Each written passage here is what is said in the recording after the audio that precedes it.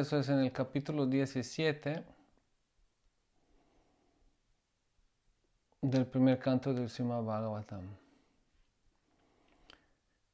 Dice que en la era de Satya, de la veracidad, tus 4 patas estaban constituidas por los 4 principios de la austeridad, limpieza, misericordia y veracidad. Pero parece que 3 de tus patas están rotas debido a la irreligión que se ha difundido por doquier en la forma de orgullo, la lujuria y la embriaguez. Ahora te apoyas en solo una pata, que es tu veracidad, y de una forma u otra te mueves cojeando. Pero la personificación de la riña, Kali, floreciendo mediante el engaño, también está tratando de destruir esa pata. Entonces eso ya lo habíamos mencionado anteriormente, el significado de las 4 patas, ¿no? Los pilares de la religiosidad, por decirlo. Austeridad, limpieza, misericordia y veracidad. Pero ahora, en este momento en donde sucede lo que estamos escuchando del Srimad Bhagavatam, ya 3 patas estaban rotas. Y Dharma se mantenía solo en una. De las 4 que quedaba es la veracidad. Pero la personificación de la riña, Kali, floreciendo mediante el engaño, también está tratando de destruir esa pata. Entonces, esto es la situación descrita, la situación del Kali Yuga o la era presente. Hemos escuchado, sabemos, existen 4 yugas, ¿no? Satya Yuga, Treta Yuga, Dvapara Yuga y Kali Yuga. Y desde el Satya Yuga, ¿no?, las bondades humanas van disminuyendo, llegando al Kali Yuga. Y en el Kali Yuga, en el Yuga presente, lo que queda de la bondad, de las buenas cualidades, es algo de veracidad. Significa austeridad, la capacidad para hacer austeridades ya ha disminuido bastante. La limpieza externa como interna ha disminuido bastante. Y la misericordia con todos los seres ha disminuido bastante. Si vemos alrededor de nosotros, pues eso es muy, muy evidente, ¿no? Y evidente también de que por el engaño también y otros elementos de Kali Yuga, incluso esta veracidad está disminuyendo. Pero es una pata, es algo de lo que nos podemos agarrar. Y como hemos dicho, esta veracidad es eso de poder ser honestos con nosotros mismos. Eso es de poder ser honestos con los verdaderos bienquerientes, ¿no?, de aceptar y de poder decir las cosas como son. Si nos agarramos de esto, entonces hay esperanza de poder superar este condicionamiento de la vida material. Entonces, eso es esta última pata. Esa es esta última pata que queda.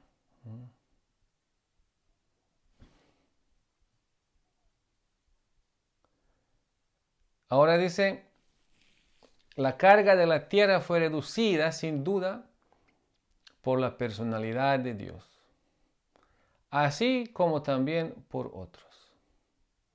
Cuando Él se encontraba presente como una encarnación, se realizó todo lo bueno gracias a sus auspiciosas huellas.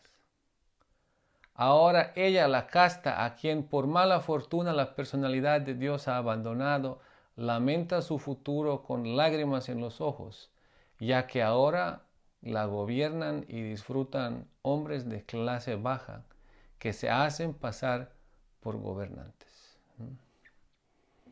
Mientras el Señor Krishna estaba presente, el todo auspicioso, Señor Supremo, todo estaba.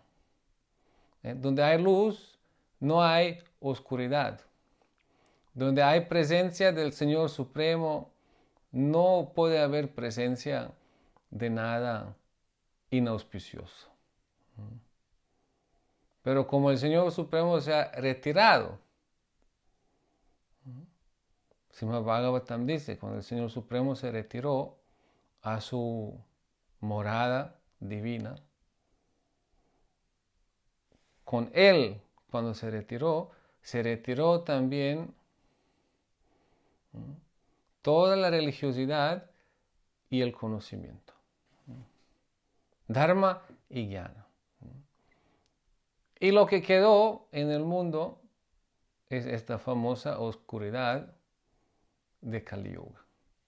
Significa que tenemos el mundo con tanta variedad de formas de manifestaciones, de sociedades, de todo.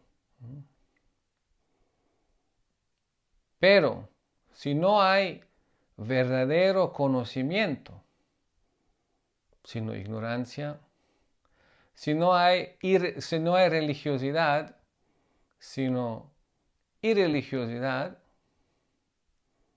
entonces lo que queda de esta manifestación, aunque todo esté ahí, lo que queda es el Kali Yuga. Significa, hay vida, pero no hay propósito verdadero de vida. Hay relaciones, pero son relaciones desviadas. Hay trabajos, pero el trabajo no cumple el propósito de elevar la conciencia, sino únicamente cumple el propósito de disfrutar y satisfacer las necesidades del cuerpo físico. Hay conocimiento, pero este conocimiento únicamente es limitado a cosas ordinarias, materiales. Y en vez de ayudar a los seres humanos de elevar su conciencia, este conocimiento de hecho lo condiciona, lo limita aún más. Entonces, a pesar de que hay de todo, pero no hay verdadero conocimiento, no hay religiosidad, entonces es como si no habrá nada. Señor Supremo en el Srimad Bhagavatam, revelando al Señor Brahma, el Srimad Bhagavatam en forma resumida de los 4 famosos versos, dice todo lo que parece tener algún valor, pero es desconectado de mí. Tienes que saber, Brahma, que este espejo es la ilusión. Significa, aunque el Señor Supremo no está presente, significa hay variedad, hay manifestaciones, hay propósitos, hay de todo. Pero si todo esto no es conectado y no es visto en relación con el origen y con el propósito verdadero de su existencia, entonces todo eso se vuelve, ¿no?, la ilusión. Así que con la partida del Señor Supremo, cuando se retractó la religiosidad y cuando se retractó el conocimiento, lo que quedó es el Kali Yuga, es esa existencia que conocemos y de la manera que la conocemos, en donde hay tanta equivocación, en donde hay tanta ilusión, ¿no?, que es evidente. ¿Evidente en qué sentido? Srila Prabhupada lo descubrió de una manera muy sencilla. Dice, en este mundo todos hacen planes todo el tiempo, cómo obtener, alcanzar felicidad. Dice, pero al fin se mueren, ¿no?, y los planes y aquellos quienes hacen estos planes. Tan sencillo. Todos hacen planes todo el tiempo, pero al fin de cuentas hacen los planes cómo obtener y alcanzar la felicidad temporánea dentro de este mundo en donde, y los que hacen los planes se mueren, y los planes se mueren, y nada tiene ningún valor. Eso es la gran ilusión. Eso es el principio básico de la ilusión. Y claro, si entramos en detalles, ¿no?, ¿qué tipos de planes hay? ¿Con qué ideas la gente espera lograr y obtener paz y felicidad? Esto ya es todo un otro cuento, pero para esto solo hay que abrir el periódico, hay que abrir algo, el YouTube, hay que abrir lo que sea mundano y ahí uno se puede dar cuenta qué ideas las personas tienen, ¿no?, de cómo obtener felicidad. Y a veces son solo ideas de qué hacer y a veces desarrollan completas ideas, completas filosofías, ideologías e incluso a veces desarrollan sistemas sociales, ¿no?, con esta idea de obtener paz y felicidad.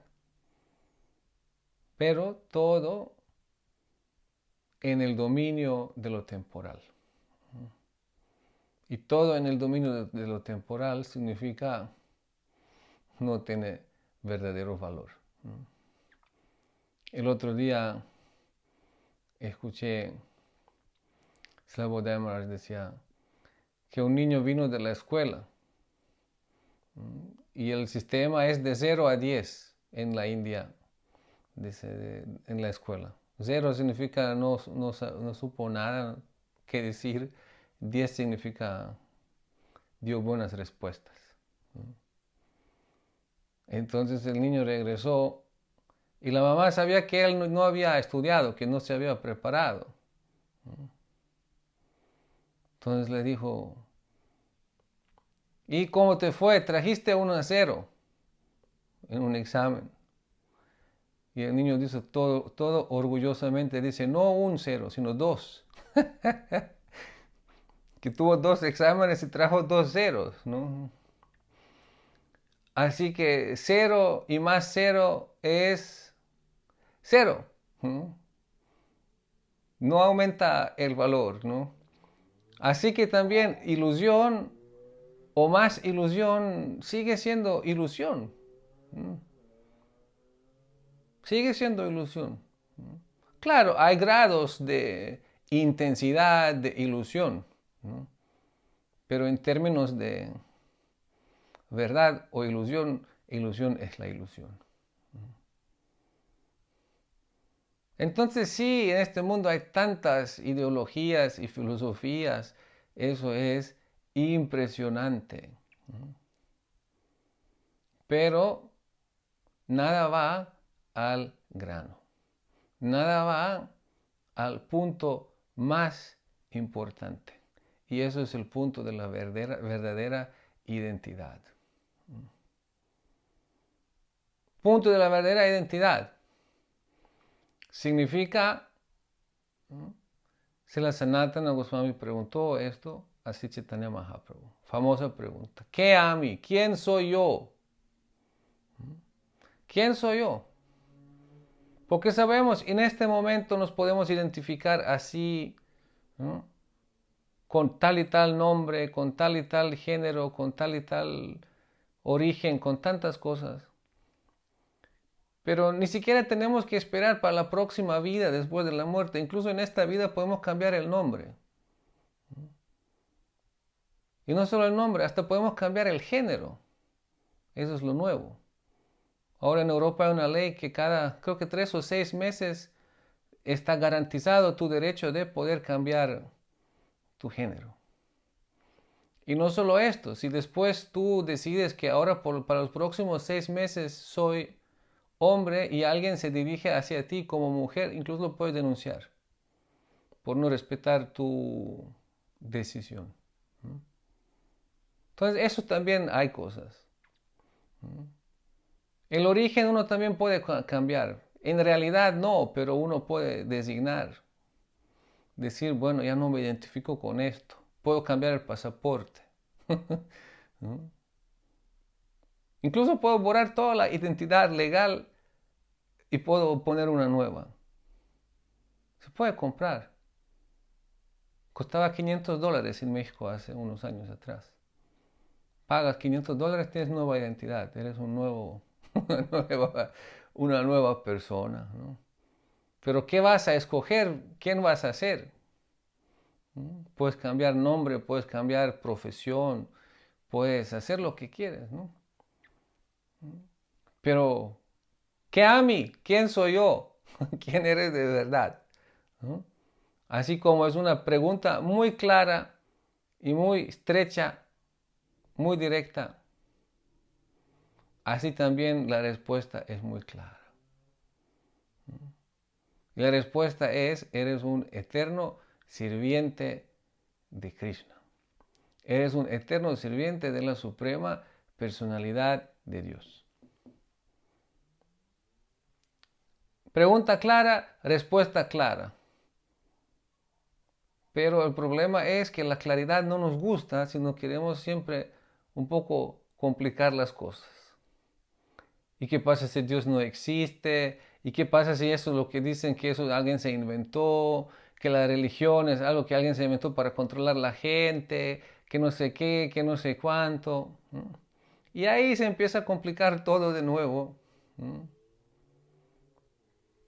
Pero la realidad es de hecho muy sencilla. ¿Quién soy yo? Eterno sirviente de la suprema personalidad de Dios, Sri Krishna. Pero vemos que eso se complica. ¿Por qué? Porque Kali Yuga está bastante complicado. Y a veces para ayudar a algunas personas de desenredarse un poco, pues te toca entrar y tratar de comprender y explicar esas complicaciones, ¿no? Porque a veces esto es sencillo, ¿quién soy yo? Eterno sirviente de Krishna. Eso no funciona siempre. ¿No?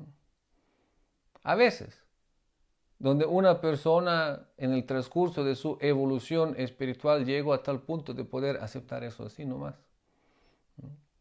Una vez una persona estuvo en un programa, vino un día en Estados Unidos, tiempo de Srila Prabhupada. Y vio a los devotos y escuchó la clase y le pareció todo muy lindo. Entonces preguntó a Srila Prabhupada si también puede ser iniciado. Porque ya entendió de que eso es. Y Srila Prabhupada dijo, sí, si me respondes 2 preguntas. Dice, sí. Dice, ¿quién es Krishna?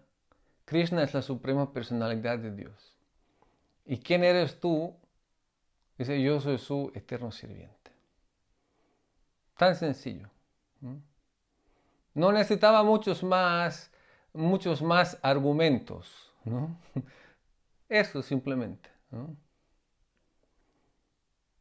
También algunos lo toman fácil, ¿no? Otros no tan fácil, ¿no?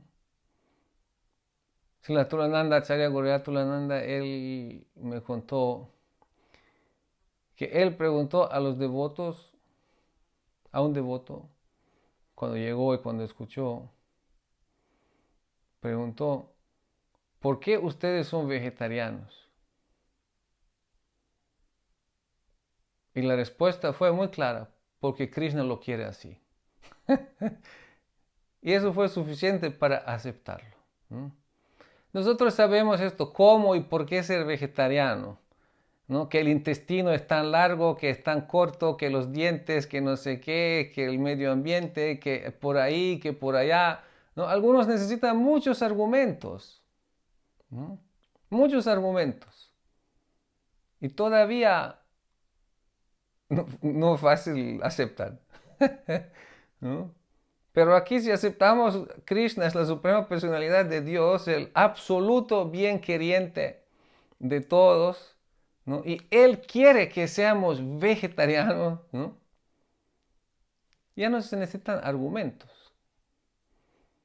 Significa, hay maneras sencillas, ¿no? Pero si alguien necesita argumentos, pues necesita argumentos. Y tiene que buscar las respuestas, ¿no? Resolver las dudas. Y ya resolviendo las dudas, pues uno puede ir tomando decisiones en la vida. Y a veces estos enredos son tan complejos. Significa nosotros al nacer, aquí en donde nacemos, en una familia, en una sociedad, en un cierto tiempo, tenemos una herencia, por decirlo así, de muchos enredos, de muchas equivocaciones, de muchas equivocaciones. Y ahí, justo estos días estoy elaborando algo, una presentación, mostrando un poco la historia y cómo trabaja la historia. Y la idea que las personas tienen sobre la historia. Es tan complejo, es tan bobo y al mismo tiempo es tan fascinante.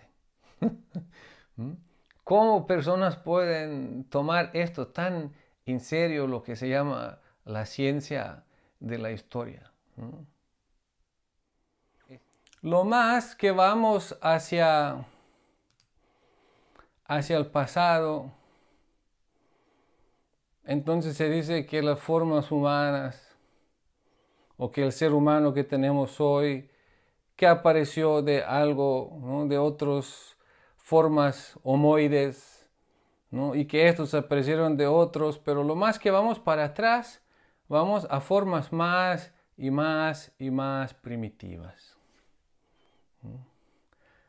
Significa lo más que venimos para acá, de acuerdo con esta idea, entonces está todo más sofisticado, todo más avanzado. ¿No? Y lo más que vamos para atrás, ¿no? Se dice que hay como 2.600.000 años, son como los últimos, los más antiguos artefactos que han encontrado que muestran de que fueron trabajados, ¿no? Entonces, antes de esto solo hay esta idea pues de esta evolución, ¿no?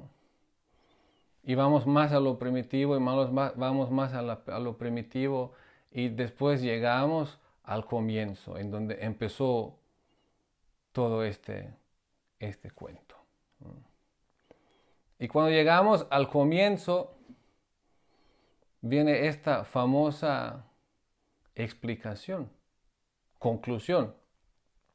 Claro, todo eso se puede explicar de muchas maneras, con muchas palabras tan sofisticadas, en donde nadie lo entiende.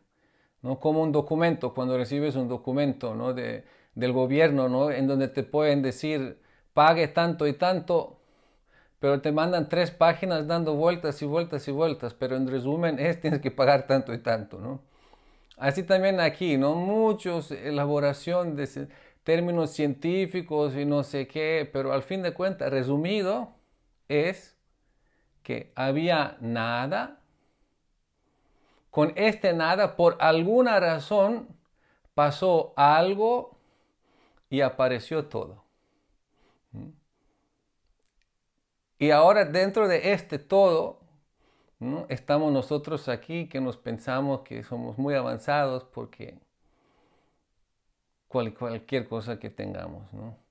Que tenemos un Jitsi y podemos hablar a distancia de miles kilómetros, ¿no? Pero no sabemos de que antes las personas podrían hacer eso, que la telepatía no era nada desconocido a la capacidad humana, ¿no? Para dar un ejemplo, ¿no? Entonces ahí pues uno puede enredarse tanto, ¿no? Condicionarse, dejar de condicionarse tanto por tantas cosas, ¿no? Ilusiones, imaginaciones, teorías, ¿no? En vez de aceptar las cosas de una manera muy sencilla. Claro, eso, aceptar de que soy sirviente eterno del Señor Supremo, eso es sencillo, pero para la vida sí se necesitan algunas cosas más también, y los Vedas también son muy sencillas, pero son muy complicadas también. Explican, sí, muchos otros detalles de la vida. Ya cuando entramos en asuntos sociales, en asuntos profesionales, en asuntos científicos, ¿no? También hay tantas cosas ahí, ¿no? Pero con la diferencia de que todo eso no nos aleja, no nos está alejando del propósito final, sino más bien tiene el propósito de acercarnos. Tiene el propósito de todo el tiempo recordarnos de que la vida sí tiene un propósito, de que la vida no es un accidente, de que sí importa lo que estás haciendo. Eso significa el sistema védico y la vida védica, ¿no? Pero esto ya, aquí estamos leyendo, ¿no? A veces es más claro y a veces se nubla todo. Kali Yuga significa que todo puede nublarse, ¿no? Entonces el Señor Supremo se retira, se nubla todo, ¿no? Pero vamos a ver, ¿no? Estamos leyendo aquí sobre el Kali Yuga. Kali Yuga significa grave, pero al mismo tiempo eso va a ser la conclusión, a eso vamos a llegar. Eso no es hora para frustrarnos, ¿no? Eso no es como para frustrarnos como se frustran la gente que entra en análisis de todo lo malo del mundo, ¿no? Están descubriendo tantas cosas, tantas verdades, ¿no? Y sobre el 5G y sobre, ¿no?, qué daño hace esto y sobre quién está mintiendo cuánto, ¿no? Entonces están descubriendo tanto conocimiento, están descubriendo tantas verdades, pero al fin de cuentas, ¿no?, terminan pues en una situación en que no saben qué es lo que sigue. Ya no pueden ni respirar, ya no pueden salir a la calle, ya no pueden nada, ¿no? No, aquí no es eso. Sí, es gravísimo. Kali Yuga es gravísimo. Pero justo por esto, porque es tan gravísimo materialmente, es al mismo tiempo buenísimo espiritualmente. Pero solo hay que hacer ese cambio de perspectiva. Pero aquí nos va a llevar al Bhagavatam explicando todo bien por qué es así. Pero dice ahora, pues el Señor se retiró cuando Él se encontraba presente como una encarnación. Se realizó todo lo bueno gracias a sus auspiciosas huellas. Ahora ella, la casta, a quien por mala fortuna la personalidad de Dios ha abandonado, lamenta su futuro con lágrimas en los ojos, ya que ahora la gobiernan y disfrutan hombres de clase baja que se hacen pasar por gobernantes. La situación que ya hemos hablado. Personas con poder sin saber manejar el poder. Sea con poder militar, sea con poder económico, sea con poder de puestos basados en supuesta cualificación académica, intelectual, lo que sea.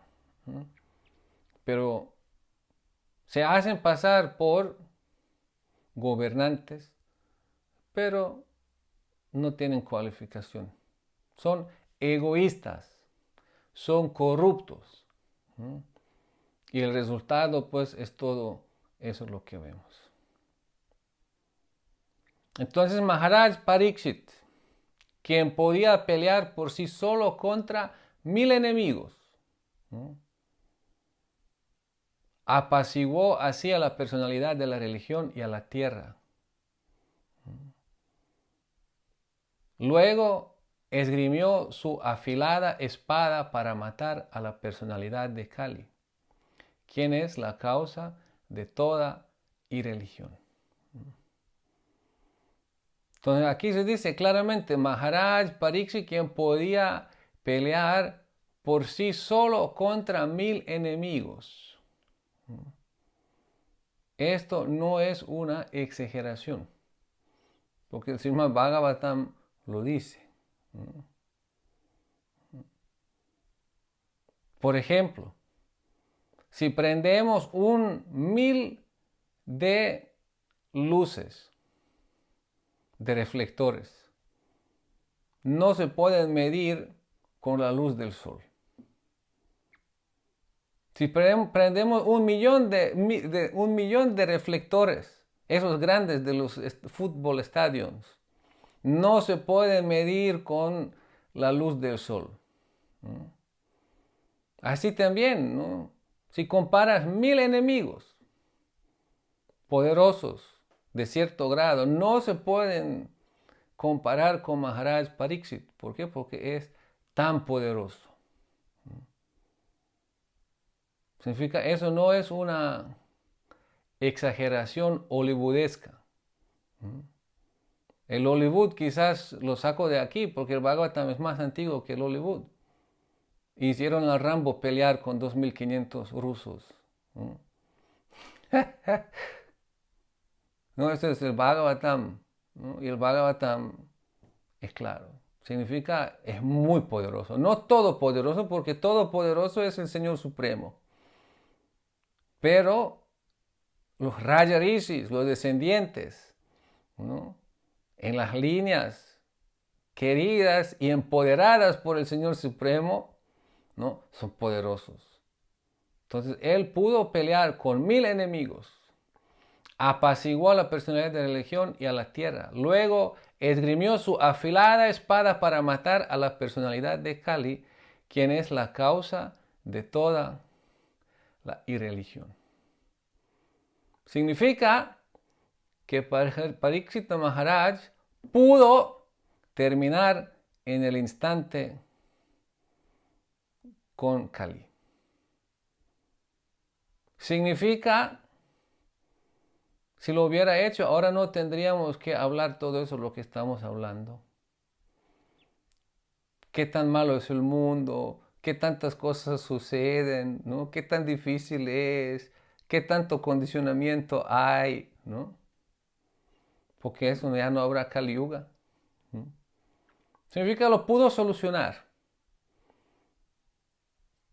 Pero vamos a ver por qué no lo solucionó, porque evidentemente que no lo solucionó. Cuando la personalidad de Kali se dio cuenta de que el rey estaba dispuesto a matarlo, significa pudo matarlo. Estaba dispuesto a matarlo. De inmediato abandonó el traje de rey y bajo la presión del temor se entregó a él por completo, postrando la cabeza. Significa malhechor, cuando vio que Parikshita Maharaj lo va a acabar, ¿qué hizo?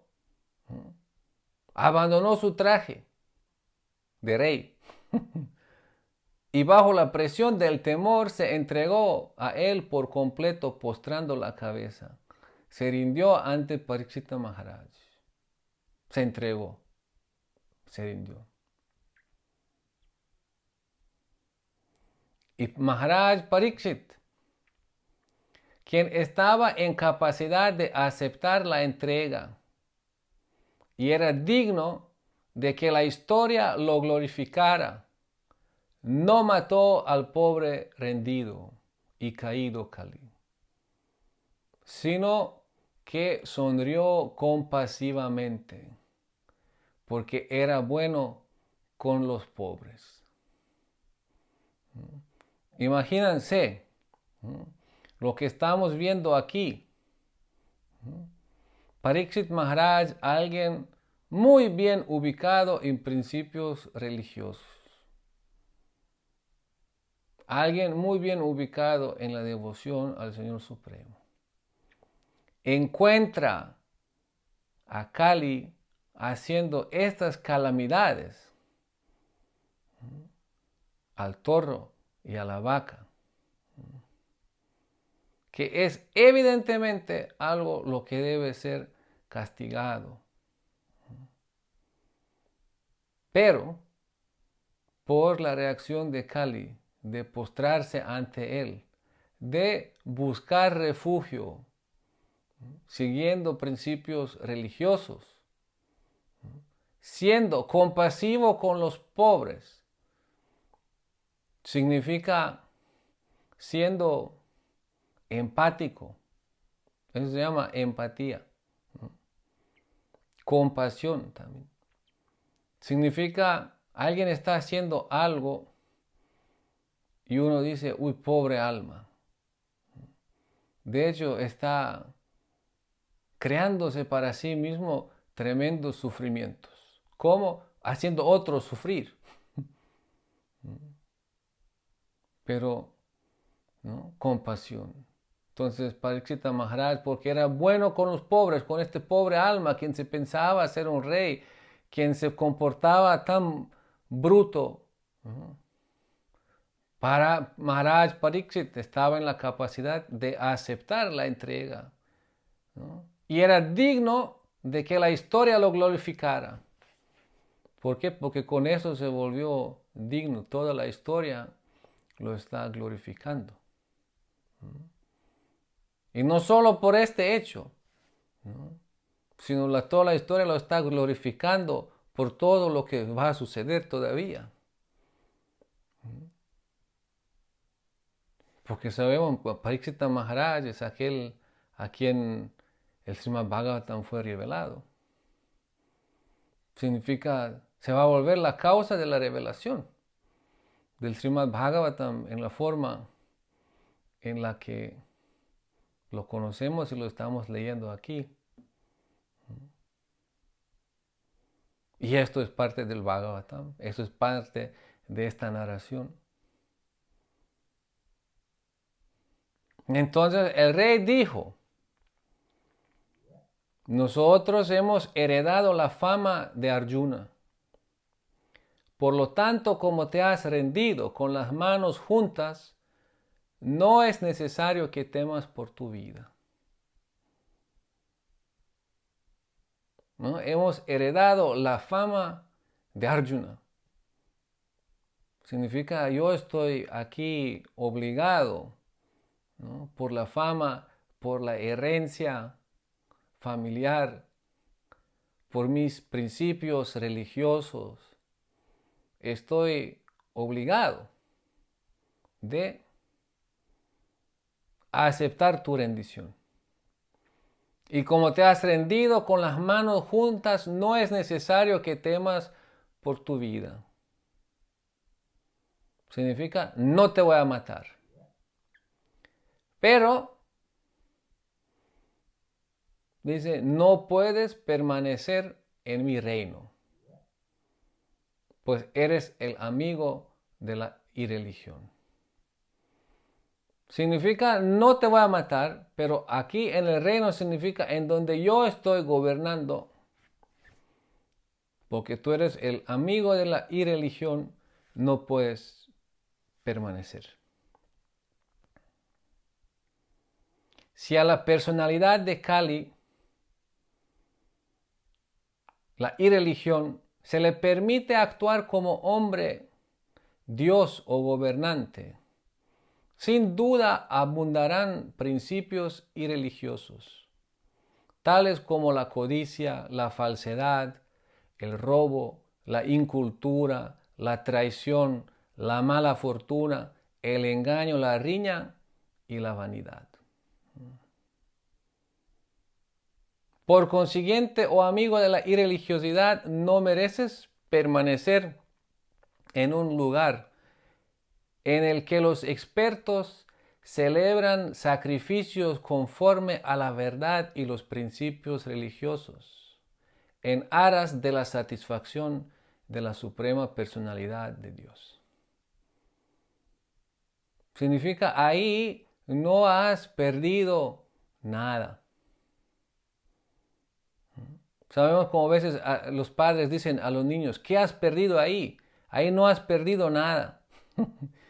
Cuando se van a un lugar en donde saben que es peligroso, que los va a comprometer, que va a degradar su carácter.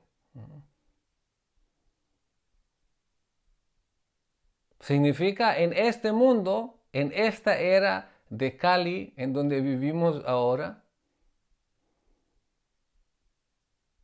hay dos lugares. Eso es la realidad. En el lugar en donde los expertos celebran sacrificios conforme a la verdad y los principios religiosos en aras de la satisfacción de la suprema personalidad de Dios. Ahí no es que no has perdido nada, sino ahí no hay lugar, ahí no puedes llegar. Y como en mi reino, esto es el propósito de todos, entonces aquí no puedes permanecer. En todas las ceremonias de sacrificio, aunque a veces se adora a un semidios, se adora al Señor Supremo y personalidad de Dios. Porque Él es la superalma de todos y a tal como el aire existe tanto fuera como dentro. Así pues es solo Él quien le otorga al adorador todo lo bueno. Significa todo lo religioso es bendecido por la suprema personalidad de Dios. Significa, aunque las personas no son directamente devotos del Señor Supremo, pero son de alguna manera, ¿no?, devotos de principios religiosos auténticos. Entonces, indirectamente están adorando a la suprema personalidad de Dios. ¿Por qué? Porque Él está detrás de toda la religiosidad. Aquí dice, Señor Krishna también lo dice en el Bhagavad Gita, y que todos lo adoran a Él. A veces no lo saben, piensan que adoran los semidioses. En todas las ceremonias de sacrificio, aunque a veces se adora a un semidios, se adora al Señor Supremo y personalidad de Dios, porque Él es la superalma de todos, y tal como el aire existe tanto fuera como dentro. Así pues, es solo Él quien le otorga al adorador lo bueno. Significa, hay devotos del Señor y hay personas religiosas. Las personas religiosas son buenas. ¿Por qué? Porque se esfuerzan de vivir principios religiosos, ¿Por qué se esfuerzan de no ser codiciosos, de no ser falsos, de no robar, de ser respetuosos, de ser cultos, de ser fieles, no engañar, ser pacíficos, no ser vanidosos? Todo lo opuesto de lo irreligioso. Significa eso es muy favorable para los seres humanos. Y muy favorable también para la devoción. Por eso se dice, un devoto ha desarrollado todo esto. Significa un devoto ya automáticamente ha desarrollado todas esas buenas cualidades.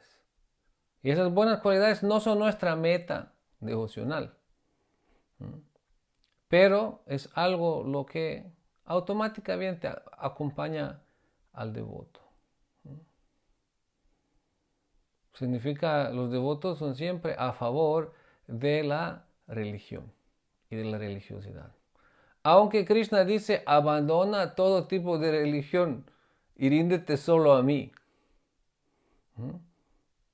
Los devotos saben de que la religión es buena. Y abandonar la religiosidad en servicio a Krishna no significa volverse irreligioso, sino eso significa trascender, ¿no? Trascender el nivel de la comprensión de los principios religiosos como la última meta. Eso es la gran diferencia. Muchos malentienden esto. Muchos piensan volverse devoto significa abandonar a la religión, significa volverse irreligioso, y después tratan de justificar actividades irreligiosas con el hecho de ser devotos. Eso es muy trucoso. Significa, con esto uno se está engañando a sí mismo. Eso es como un nama parad, en donde uno, confiando en la fuerza del santo nombre, comete actividades pecaminosas. Entonces, porque soy devoto, pues ahora puedo. No, los devotos siempre se esfuerzan por desarrollar un carácter religioso. Eso es nuestro esfuerzo. Pero sí, en primer lugar, por la devoción. Pero Krishna es el protector también de la religiosidad. Ahora eso es muy, muy común. Ahora, las últimas semanas he escuchado eso. Muchas dudas esto sobre los principios regulativos que llamamos. Sí, es todo un tema. Es todo un tema. De la represión artificial, etc. De qué hacer, de qué no hacer y cómo, ¿no? Pero uno tiene que ser muy cuidadoso con esto. Porque aquí estamos leyendo en el Srimad Bhagavatam, ¿no? Las cuatro patas, los cuatro principios religiosos. Significa, si uno no tiene esas patas, significa uno es más vulnerable. Automáticamente más vulnerable.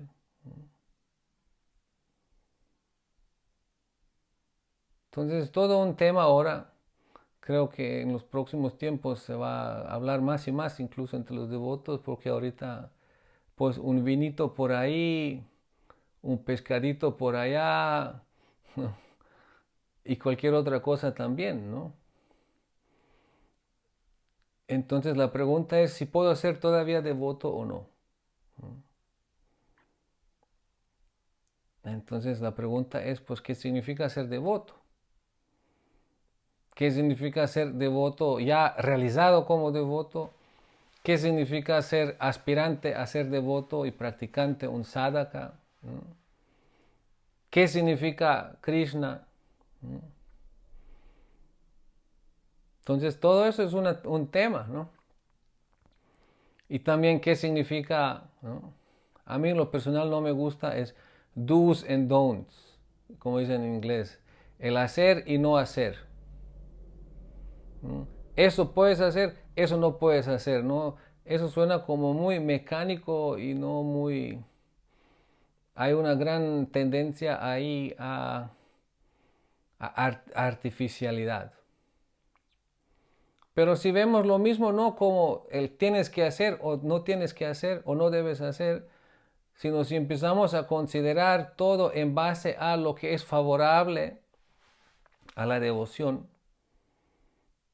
significa con sinceridad cultivar y tratar de desarrollar un comportamiento favorable a la devoción, en donde sí podemos tener debilidades y podemos incluso arrastrarlos un tiempo, pero estamos con sinceridad queriendo superarlos. Eso es una cosa. Pero otra cosa es, no, ahora yo he decidido esto y con esto me siento bien y no quiero, etcétera, que alguien me recuerde o no sé qué, ¿no? Entonces ahí se complica un poco el proceso.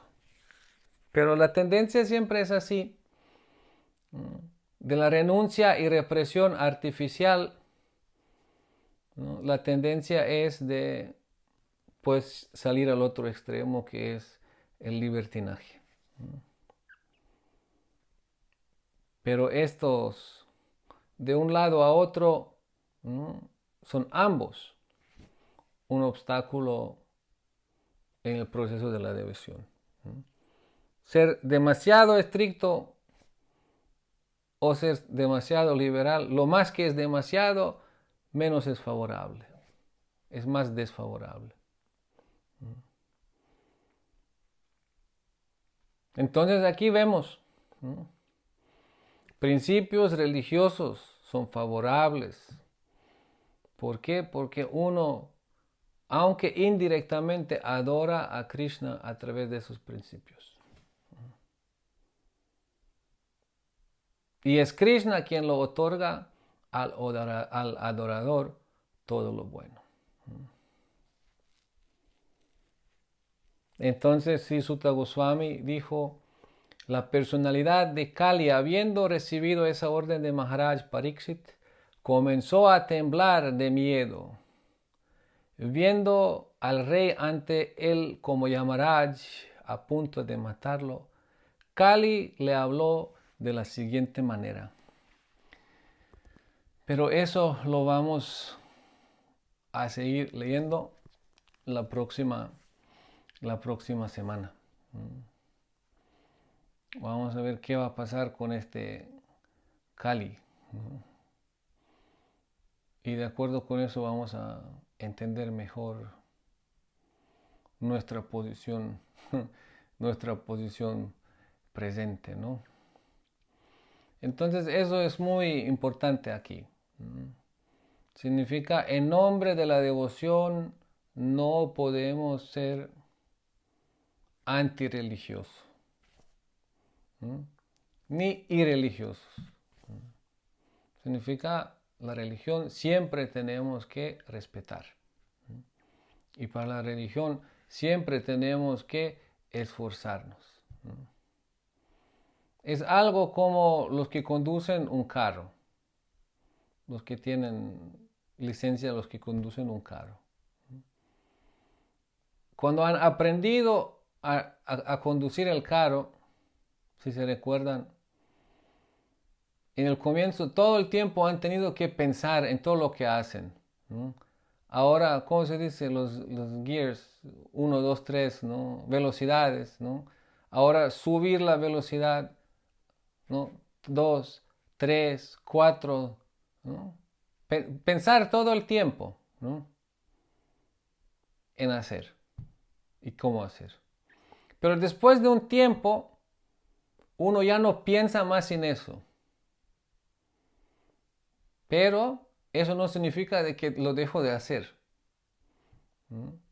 Significa uno sigue cambiando las velocidades, uno sigue mirando al espejo retrovisor afuera y por el hombro, como es prescrito.